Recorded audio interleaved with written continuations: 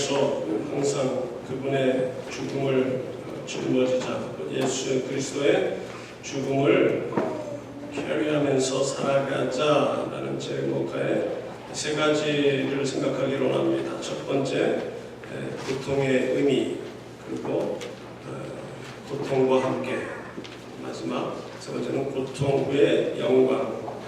첫 번째, 고통의 의미를 생각하기로 하는데요. 16절에 그러므로 우리가 낙심하지 아니하노니 우리의 겉사람은 낡아지나 우리의 속사람은 날로 새로워지도다. 우리의 몸뿐만 아니라 보이는 세상의 모든 것들이 낡아지고 결국에는 사라져버립니다. 세상의 권력, 그 많은 물질, 우리의 기술, 모든 것들이 이 안개와 같이 사라지고 만다는 것이죠. 근데 16절의 말씀을 보면은 우리의 겉사람은 낡아지나, 이전에는 우리의 겉사람은 후패하나라고 되어 있었는데 이제 새로운 해석에는 낡아지나, 후패하다라는 말이 무슨 말인가 이렇게 찾아봤더니 썩어서 소용이 없게 된, 그러니까 이 말보다는 이 말이 좀 바꿀 때도 있구나, 무슨 말인지 잘 모르기 때문에요. 근데 많고 많은 말 중에서 낡아지나, 차라리 쇠약해지나라는 말이 낫지 않을까. 나보고 번역을 해라 그러면 그렇게 했을 텐데, 낡아지나, 우리가 물건도 아니고 여러분들이 대화하는 가운데 아무개 권사님이 10년 전보다 많이 낡아지셨어, 이게 말이 됩니까? 그러네, 진짜 왜 이렇게 낡아졌지? 무슨 고생을 많이 했나? 말이 안 되는 소리를 갖다 붙였어요. 쇠약해졌다라든지, 아예 이런 거 낡아지나 보다는 아예 그냥 후패해지나 모르고 그냥 넘어가는 게 낫지. 번역이 참 중요합니다. 우리의 이 탱탱했던 피부도 축 처지게 되고요, 주름이 생깁니다. 아무리 돈을 많이 들여서 젊어지고자 애써도 소용이 없습니다. 한 10여 년 정도는 젊어지게 할 수 있겠죠.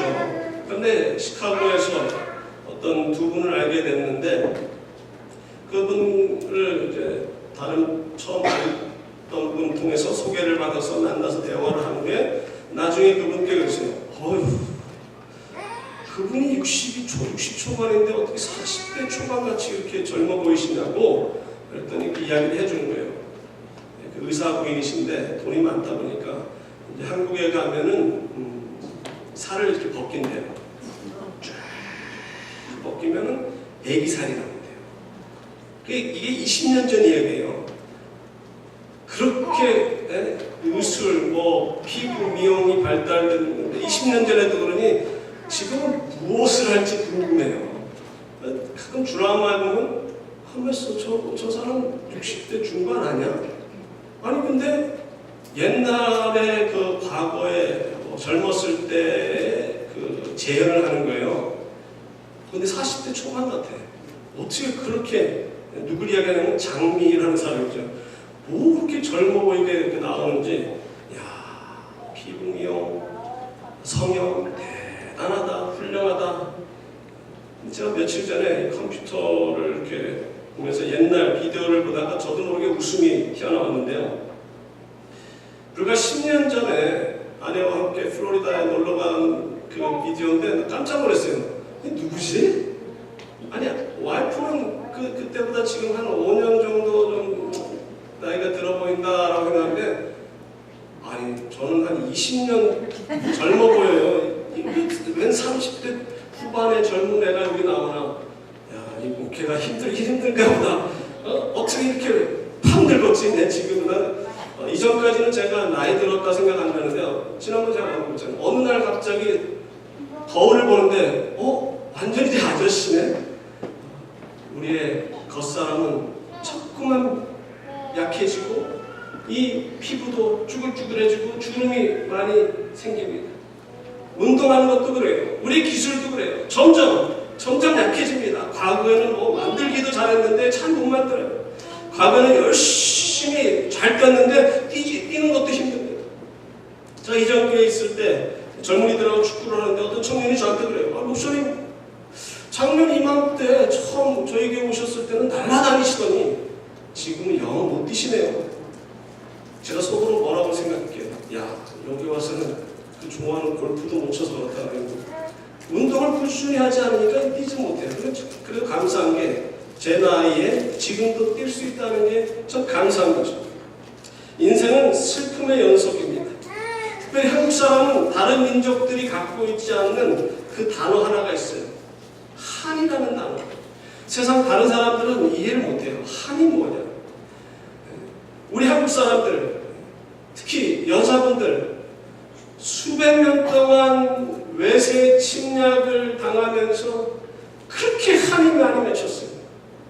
제가 과거에 양로원이 아니라 노인 아파트에 가서 설교를 하기 전에 한마늘 이 세상 야속하니라 이 노래를 불렀는데 주일날이 강단에서는 부르면 안 될 것 같아서 부르진 않지만 우리 한민족, 이 한민족이라는 이 한자가 그 한자가 아닐 텐데 한이 너무나 맺힌 민족이랍니다. 36년 동안 일제치하에서 짓밟히고 고생하고 참으로 노예 같은 삶을 살다가 해방을 맞이했어요. 해방의 기쁨을 만끽하기도 채 전에 6.25라는 전쟁의 침략을 당해서 공산당의 침략을 받아서 나라가 둘로 나눠집니다.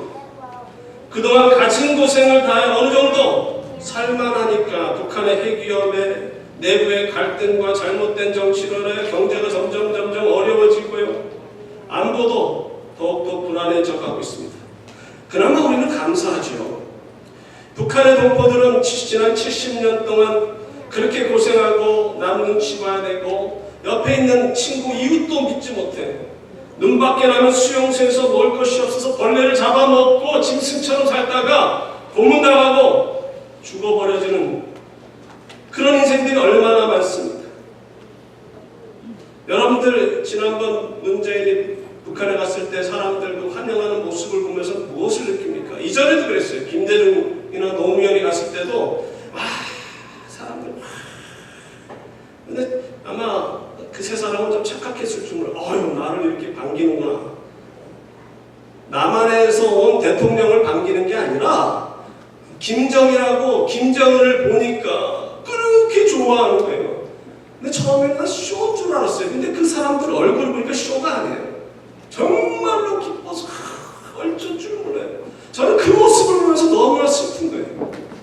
그들에게는 김정일이나 김정은이 우상이에요. 자기들의 신이에요. 신이 우리와 앞에 있었다. 그런 살인마를 신이라고 좋아하는 그 인간들의 그 모습, 불쌍한 영혼들 보면서 마음이 아프고 답답합니다. 인생은 이렇게 슬픔과 고통의 연속이라는 것이죠. 두 번째로 우리는 고통과 함께 살아가는데 이 고통을 감수해야 됩니다. 고린도서 11장 14절부터 내가 수고를 넘치도록 하고 옥에 갇히기도 더 많이 하고 배도 수없이 맞고 여러 번 죽을 뻔했으니 유대인들에게 40에서 하나가만 매를 5번 맞았으며 3번 태장으로 맞고 1번 돌로 맞고 3번 파설하고 일주일을 기쁨 바다에서 지냈으며 여러 번 여행하면서 강의 위험과 강도의 위험과 동족의 위험과 이방인의 위험과 신의 위험과 광해의 위험과 바다의 위험과 가정의 중에 위험을 당하고 또 수고하며 애쓰고 여러 번 자지 못하고 죽이며 목마르고 여러 번 굶고 춥고 헐벗었노라. 세상 사람들은 이해를 못합니다. 어떻게 하나님의 사도, 예수 그리스도의 사도가 이런 고난을 당할 수가 있단 말인가? 하나님이 정말로 살아계신다면 하나님의 백성들이 그렇게 고통받도록 내버려 두시지 말아야 되는 것이 아닌가? 만약에 저들이 고통을 받는다는 것은 분명히 저들이 믿는 하나님께 뭔가 잘못해서 저는 고통을 받는 거라고 이렇게 잘못 이해합니다. 욥의 친구들이 그런 생각에 욥에게 와서 그러지 않았습니까? 너가 무언가 하나님 앞에 잘못한 것이 있기 때문에 이런 고통을 받으니 회개하라고 합니다. 바울은 그의 고난이 하나님으로부터 온 시련일 뿐만 아니라 자신이 사도이기 때문에 고난을 받는다라고 확신에 찬 말로 고린도서 그 읽어드린 24절 그 앞에 23절을 보면 그들이 그리스도의 일꾼이냐 정신없는 말을 하거니와 나는 더 그러하도다. 이렇게 고난을 받는다라는 겁니다. 내가 하나님의 사도이고 예수 그리스도의 사도이기 때문에 이런 고난을 받았다. 여러분들의 지난 삶 속에서 어떤 고난을 받으셨습니까? 어떤 고통을 받으셨습니까? 어떤 훈장을 달고 계십니까? 아무 고통이 없었어요? 예수 믿으신 지 30년, 40년 됐는데도 그 고통의 훈장이 1등병, 2등병, 3등병, 아니 1등병이 처음이 아니구나. 2등병, 1등, 왜 1, 2, 3 하지? 헷갈리게 하지. 2등병, 1등병, 3등병, 그 다음에 바풀떼기 하나, 2개. 여러분들의 그 이마에는 고난의 그 계급이 무엇을 달고 계십니까? 몇 명 보니까 그래도 한 중2, 또 한 소위, 그다음 어떤 분은 한 중령 정도 되고 계시는 분들이 계시네요. 근데 대부분이 예수를 믿는다고 하면서 그런 훈장이 없어요. 고통의 훈장이 없어요. 석양격언에 시냇가의 돌들을 치우게 되면 아름다운 노래가 흘러나오지 않는다라는 말이 있어요. 시냇물이 졸졸 흐르는데 그 소리가 나고 참 리듬이 좋고 듣기 좋은 흘러나가는 소리는 왜 나는 겁니까? 그 돌들이 있기 때문에 나는 거예요. 돌이 없으면 아무 소리도 안 나요. 그냥 돌이 있기 때문에, 가로막는 것이 있기 때문에 소리가 난다는 겁니다. 주위에서 예수를 하는 사람들, 심지어는 목회자들도 마찬가지예요. 삶 속에서 고통이 많았고 참 힘든 삶을 살았던 사람들의 노래나 어떤 작품에는요, 뭔가 다른 사람, 고생하지 않은 사람들이 표현할 수 없는 그런 놀라운 신비로운 그 미적, 또 음악적인 그런 소리가 들립니다. 목회자도 마찬가지예요. 고생 많이 하시고 어렸을 때 고생하고 죽을 뻔하고 많은 고통 가운데서 몸이 아파서 수술도 수없이 많이 하셨던 분들, 그분들의 설교는요, 감동이 있어요. 그만큼 삶 속에서 어려움을 겪었기 때문에. 반면에 저 같은 경우는 그렇게 고통이 없었어요. 그렇게 고난이 없었어요. 그런 설교를 하고 싶어도 그런 신금을 울리는 그런 메시지가 나오기가 어렵다는 거예요. 고통이 있어야 고통 가운데 우러나오는 그 삶의 경험이 우리들의 마음을 움직인다는 거예요. 오늘 보면 10절부터 12절에 우리가 항상 예수의 죽음을 몸에 짊어지는 예수의 생명이 또한 우리 몸에 나타나게 하려 함이라. 11절에 우리 살아있는 자가 항상 예수를 위하여 죽음에 넘겨지는 예수의 생명이 또한 우리 죽을 육체에 나타나게 하려 함이라. 12절에 그런즉 사망은 우리 안에서 역사하고 생명은 너희 안에서 역사하느니라. 고난을 통해서 우리는 좀 더 나은 사람이, 좀 더 하나님의 일꾼으로 준비된 자로 세워질 수가 있습니다. 우리가 고난을 받고 죽을 지경에 처하게 될 때 예수 그리스도의 생명이 우리 가운데 나타나고 또한 역사하신다고 말씀하시는 거예요. 얼마나 파라독스컬한 말씀입니까? 얼마나 역설적인 말씀입니까? 내가 죽어져야 나의 삶 속에서 주님이 역사하신다는 거예요. 내 자아가 살아있는 한 다른 사람들에게 변화시킬 수, 한 사람을 변화시킬 수가 없어요. 또한 주님의 사역을 감당할 수가 없습니다. 나의 옛 자아가 죽어져야 합니다. 나의 고집, 나의 주장, 나의 바람이 사라질 때 주님께서 나의 삶 속에서 역사하신다는 겁니다. 집안에서도 마찬가지예요. 아내나 남편에게 인정받으려고 애쓰거나 자녀들에게 존경받으려고 애쓰지 마세요. 여러분이 죽어야 인정받고 존경받게 됩니다. 집안의 가장이라고 큰 소리 치지 마시고요. 남편보다 돈 많이 번다고 자기 주장 내세우지 마시고, 여러분의 몸에서 낳은 자식이라고 여러분의 마음에 들지 않을 때마다 화내지 마시고, 여러분들 자신의 남편이나 아내를 위해서 그리고 자녀를 위해서 죽어보세요. 여러분의 주장을 죽이고 소원을 죽이고 여러분의 욕심을 죽이실 때 관계가 회복됩니다. 문제가 해결되고요. 가정이 행복해질 수가 있습니다. 사도 바울은 항상 몸에 가시를 안고 살았습니다. 그가 그 병이 낫기를 3번 간구했지만 하나님께서는 들어주시지 않으셨습니다. 그리고 그가 고린도후서 12장 9절부터 10절에 다음과 같이 언급하는데 주님께서는 그렇게 대답하셨다고 고백하고 있어요. 내 은혜가 내게 족하도다. 이는 내 능력이 약한 데서 온전하여지리라 하신지라. 그러므로 도리어 크게 기뻐함으로 나의 여러 약한 것들에 대하여 자랑하리니 이는 그리스도의 능력이 내게 머물게 하려 함이라. 그러므로 내가 그리스도를 위하여 약한 것들과 능력과 궁핍과 박해와 공고를 기뻐하노니 이는 내가 약한 그때 강함이라. 여러분들이 남들에게 말 못하는 그런 고민이 있습니까? 남들이 겪지 않은 그런 고통을 겪고 계십니까? 사도 바울처럼 육체의 가시를 여러분들이 안고 사십니까? 그것을 통해서 여러분들은 더 강해질 수 있고 그것을 통해서 하나님을 영화롭게 할 수가 있습니다. 그 가시 때문에, 그 고통 때문에 하나님께 더 나와서 기도하게 되고요. 그것 때문에 하나님을 더 신뢰하기 때문에 결국은 하나님께서 그런 삶을 통해서 영광을 받으시고 그런 여러분들을 주님의 사역에 맡겨 주신다는 것이죠. 마지막 3번째로 고통 이후에 영광이 있습니다. 도토리가 땅에 떨어져 죽고 열매를 맺어 엄청난 나무로 커질 수가 있습니다. 도토리가 죽지 않으면 그냥 그대로 있으면 그냥 도토리예요. 다람쥐 밥입니다. 근데 그가 죽어졌을 때, 그 도토리가 죽어졌을 때 자기의 몸보다도 수천 배, 수만 배 큰 나무로 성장할 수 있듯이 우리가 죽어질 때, 하나님의 미랄이 될 때 하나님께서는 우리를 통해서 역사하신다는 거죠. 주님께서도 말씀하십니다. 요한복음 12장 24절에 내가 진실로 너희에게 이르노니 하나의 밀이 땅에 떨어져 죽지 아니하면 하나는 그대로 있고 죽으면 많은 열매를 맺느니라. 내가 희생할 때, 내가 죽어질 때, 다른 사람을 위해서 희생을 할 때 많은 열매를 맺고 하나님께 영광을 돌릴 수가 있는 거죠. 오늘 본문 14절에 주 예수를 다시 살리시니가 예수와 함께 우리도 다시 살리사 너희와 함께 그 앞에 서게 하실 줄을 아노라.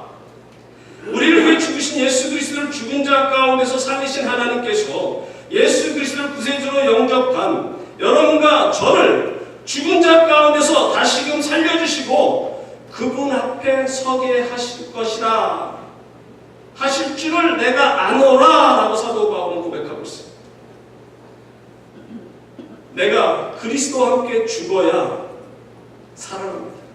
그분이 나를 위해서 십자가에서 보혈의 피를 흘리시고 죽은 자 가운데서 3일 만에 부활하셨던 사실을 믿을 때 우리가 영원한 죽음을 경험하지 아니하고 죽음 가운데서 부활하게 되는 영광에 이르게 된다는 것이죠.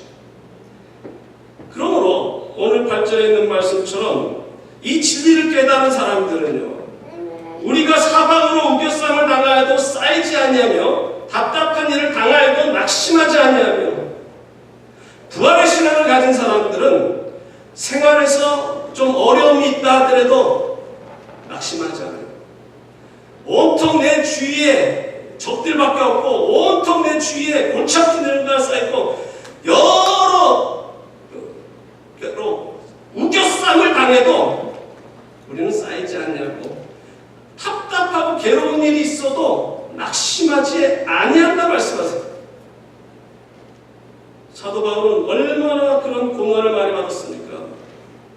아까 읽어드린 고린도후서 11장에 있는 말씀뿐만 아니라 그가 고통을 받은 것을 한마디로 어떻게 표현하냐면 고린도후서 1장 8절과 9절 상반대로 형제들아 우리가 아시아에서 당한 환난을 너희가 모르기를 원하지 않냐느니 힘에 겹도록 심한 고난을 당하여 살 소망까지 끊어지고 우리는 우리 자신이 사형 선고를 받은 줄 알았으니 살 소망이 끊어지고 그냥 사형 선고를 받은 것 같다고 했어요.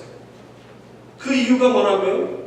9절 하반절에 이는 우리로 자기를 의지하지 말고 오직 죽은 자를 다시 살리시는 하나님만 의지하게 하려 하십니다. 우리를 죽은 자 가운데서 다시 살리실 그분의 능력을 의지하면은 사형 선고를 받고 살 소망이 끊어져도 괜찮다는 거예요. 낙심하지 않는다는 겁니다. 그러면서 고백합니다. 17절에 우리가 잠시 받는 환난에 경한 것이 지극히 크고 영원한 영광에 중한 것을 우리에게 이루게 하미니, 환난을 당하면 당할수록 그 영광을 더 얻게 된다는 거예요. 여러분들 그동안 살아오시면서 이 악몽을 얼마나 많이 꾸셨습니까? 저는 기억나는 악몽, 이 말씀을 준비하면서 내가 과거에 꿈꾼 것 중에서 제일 큰 악몽을 막 생각하려는데 생각이 안 나요. 이 한 가지밖에 생각이 안 나는데 이 한 가지 악몽을 말하면 여러분들이 날 비웃을 것 같아서 말을 못하겠어요. 근데 또 저처럼 강아지를 키우신 분들은 이해를 하실 것 같아요. 우리 강아지하고 걸어가고 있는데 독수리인지 맨지 샥! 우리 강아지를 물고 도망가 버리는, 날아가 버리는 거예요. 얼마나 황당하면서 울면서 깼어요. 물었다니까 참 창피하긴 한데. 근데 저는 그만큼 이 고통이 없이 살았다는 거예요. 목회도 상대적으로 다른 분들이 그렇게 고통받고 어려움받는 것에 비해서 그렇게 고통 많이 받지 않은 것 같아요. 뭐 이럴 때 무슨 옛날에 악몽을 꿨는데 뭔가 나와야 돼요. 여러분들이 없어요. 근데 여러분들 아마 있을 거예요. 악몽을, 끔찍한 악몽을 막. 며칠 전에 제 아내처럼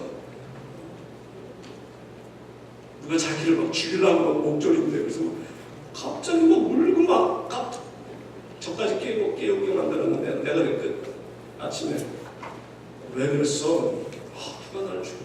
아이고 장수하겠네. 누가 꿈에서 죽는 거라든지 누가 죽이려고 그러면 뭐 장수하는 게 맞는 건지 아닌지 모르겠지만, 그런 여러분들 악몽을 꾼 다음에 다음날 아침에 깰 때 이전에 아무 꿈도 안 꾸고 깬 것보다 얼마나 기뻤습니까? 현실이 아니구나, 꿈이었구나.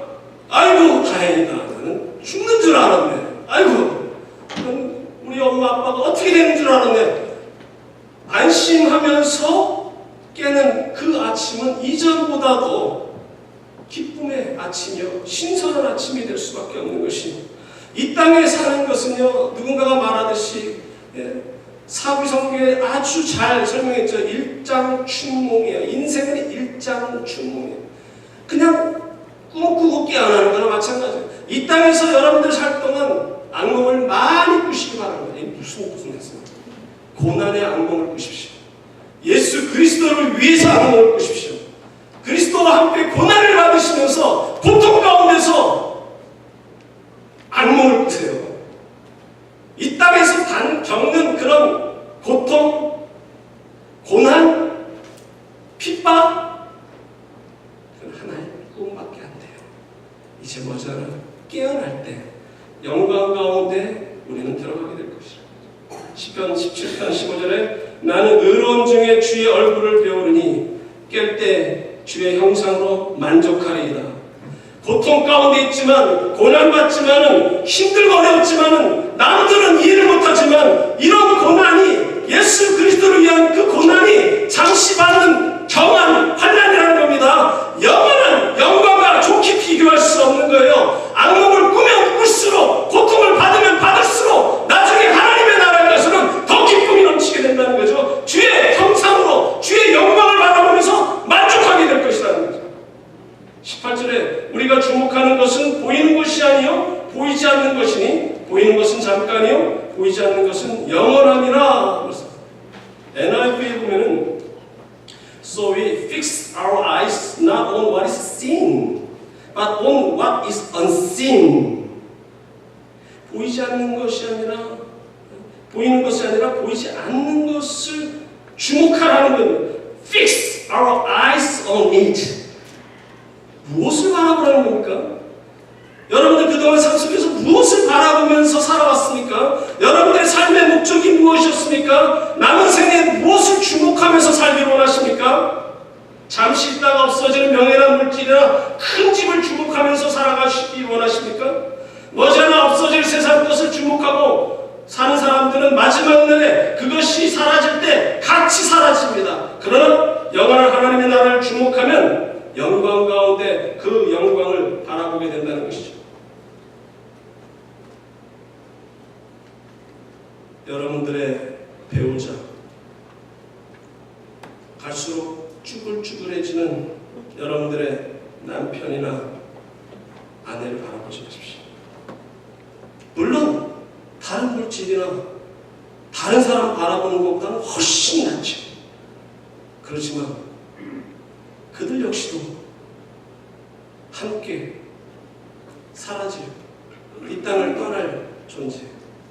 우리가 함께 영원한 나라를 바라보면 서로를 마주보는 것이 아니라 서로 십자가를 바라봐야 돼요. 십자가에 달리신 예수 그리스도를 함께 바라볼 때 함께 영원한 나라에 들어가게 된다는 것입니다. 10절에 우리가 항상 예수의 죽음을 몸에 짊어지는 예수의 생명이 또한 우리 몸에서 나타나게 하라니라. 십자가를 바라보라는 것은 십자가를 지고 주님을 따라가라는 말이요. 십자가를 지고 주님을 따라간다는 것은 그분의 죽음을 우리 몸에 짊어지고 가라는 말씀이에요.